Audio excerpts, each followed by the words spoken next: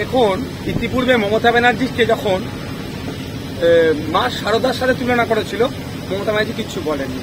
আমি ভেবেছিলাম হয়তো উনি শুনতে পাইনি, কিন্তু এখন যেগুলো বুঝতে পারছি উনি ওগুলোকে এনজয় করতেন, ভাবে নিতে। মমতা ব্যানার্জিকে কিছুদিন পূর্বেই আল্লাহর সাথে তুলনা করেছিল, মমতা ব্যানার্জিকে মোহাম্মদ সাল্লামের সাথে তুলনা করেছিল, বিভিন্ন ধর্মগুরুদের সাথে তুলনা করে দেয়। আমরা ধিক্কার নিন্দা জানাই সেটাকে। মমতা ব্যানার্জি যে কথা বলেছে এখন চরম অনৈতিক কথা বলেছে, শুধুমাত্র ক্ষমতায় টিকে থাকবে বলে এই ধরনের অবাঞ্ছিত কথা বলছি। আমরা ধিক্কার নিন্দা জানাচ্ছি। আমরা আশা করব তিনি একজন দায়িত্বশীল লিডারের পরিচয় দিয়ে তিনার বক্তব্য তিনি ভুল বলেছেন এটাকে তিনি রেকটিফাই করে নেবেন। অন্যথায় রামায়ণ, মহাভারত, গীতা বা কোরআন শরীফ নিয়ে যে মন্তব্য করেছে এই মন্তব্যের জবাব কিন্তু বাংলার মানুষ দেবে। আরেকটা কথা, মমতা বন্দ্যোপাধ্যায় কালকে বলেছেন মাধ্যমে জনগণে উনি ঢুকেছেন, সম্পাদক ছিলেন। থেকে আপনি বললেন তৃণমূল মাওবাদী যোগাযোগ ছিল সেই টাইমে। দেখুন, আমি নতুন করে বলবনি, তার কথাই কি এস্টাবলিশ হচ্ছে সেটাকে আগে দেখুন। আর মমতা ব্যানার্জি কখন কি কথা বলে তিনি তার কথাতে এস্টাবলিশ মানে কথাতে যেটাই তার ফাইনাল কথা নয়। সুতরাং দেখুন আগামীকাল কি বলে। 2021 সালের আগে খেয়াল নেই আমাদের কি বলেছিল, যে উনি বলেছিলেন মমতা ব্যানার্জি যে ডবল চাকরি দেবো। আজকে এই ঝাড়গ্রামের কত চাকরি চুরি করেছে মমতা ব্যানার্জি সরকার, দেখুন তো। ডবল চাকরি তো দেওয়ার কথা, ঝাড়গ্রামবাসীর চাকরি চুরি করে নিয়েছে। বলেছিল কি জঙ্গলমহল হাসছে না হাতির হানায় জঙ্গলমহল কাঁদছে, সেটা দেখুন আপনারা। মমতা ব্যানার্জি অনেক কথা বলছে, ওনার কথাকে আমি গুরুত্ব দিই না এই বিষয়গুলো, কারণ আজকে একটা কথা বললো কালকে আর একটা কথা বলবে। আর যোগ ছিল কি ছিল না সেই আপনার যে মারা গেল কিষানজি থেকে শুরু করে সবটা নতুন করে আমি বলবো না। ভাইজান, ঝাড়গ্রাম লোকসভা কেন্দ্রে জয়লাভ নিয়ে কতটা আশাবাদী?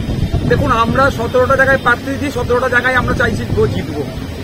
মানুষ যদি আমাদের ভোট দেয় তাহলে জিতবো। তো আমাদের কথা মানুষের কাছে পৌঁছাচ্ছি। মানুষ যদি গ্রহণ করে আমরা জিতে পার্লামেন্টে যাব, না গ্রহণ করলে আমরা যেতে পারবো না। তবে একটা কথা, মানুষ আশা করছি আমাদের পক্ষে নেবেন। হয়তো অনেক মানুষকে আজকে আসতে দেয়নি, কিছু সিট খালি ছিল, যে নিয়ে আমরা একদমই চিন্তিত নয়।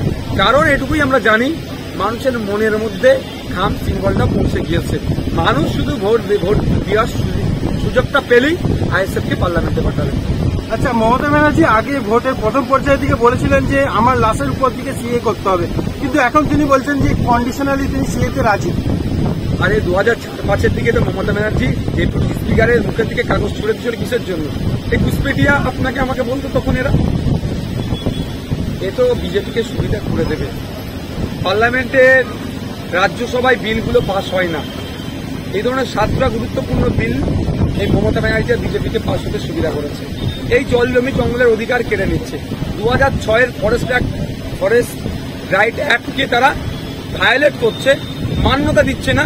মমতা ব্যানার্জির এমপিগুলো পার্লামেন্টে গিয়ে বলছে না, উল্টে 2023-এর যে বনাধিকার আইন নিয়ে আসছে, আদিবাসীদেরকে সেখানে বঞ্চিত করা হবে, সেখান থেকে উচ্ছেদ করার জন্য এক প্রকার আনছে। মমতা ব্যানার্জি কিছু বলছে না। মমতা ব্যানার্জি তো বকলে না বিজেপিকে সুবিধা করছে। বিজেপি সিএ সুবিধা নেবার জন্যই মমতা ব্যানার্জি বিজেপির এখন কথা বলছে। আর কারো কোনো কোশ্চেন আছে? অধীর রঞ্জন চৌধুরী বলছে আইএসএফ ভোট কাটবে, কি বলবেন? ছোট মোদির কথা না বললে কি হয়? আজকে দেখেছেন তো ছোট মোদিকে কি বলেছে তার দলের সুপ্রিমো, যে যা কথা বলবে এআইসিসি বলবে, পিসিসির কোনো ক্ষমতা নাই, অধীরবাবুর কোনো ক্ষমতা নাই, দরকার হলে দল থেকে বেরিয়ে যেতে। আমি একটা কথাই বলবো, অধীরবাবু যদি এত বড় নেতা হয়ে থাকে, সাইরা শাহ হালিমের হয়ে রাহুল গান্ধী, প্রিয়াঙ্কা গান্ধী বা সোনিয়া গান্ধীর কাউকে একজনকে এসে একটা মিটিং করাতে বলুন, তাহলে জানবো অধীরবাবু বড় নেতা। পাড়ার চারানার নেতার মতো অবস্থা এখন অধীরবাবুর হয়ে গেছে। আগামী দিন অধীরবাবুর সব থেকে সুরক্ষিত জায়গার নাম হচ্ছে বিজেপি, সেটা মিলিয়ে নেবেন, এটা রেকর্ড রেখে দিন। Thank you. ঠিক আছে।